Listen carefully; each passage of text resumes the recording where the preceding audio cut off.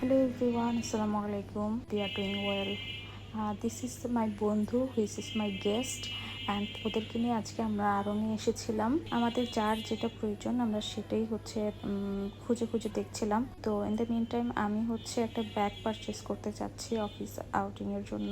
তো আমার কাজ শেষ হওয়ার পরে এদিকে এসে দেখি বন্ধু বিভিন্ন রকম জ্বালাচ্ছে। আর একটু সামনে গিয়ে দেখি মা বাবার জন্য শার্ট পছন্দ করছে এবং এই দুইটা শার্ট মার পছন্দ হয়েছে বাবার জন্য, তাই দেখি বন্ধু তার দাদুর জন্য একটা শার্ট নিয়েছে। এদিকে আমি একটু ড্রেস দেখছিলাম, কোনোটাই আমার কাছে কমফোর্টেবল মনে হয়নি।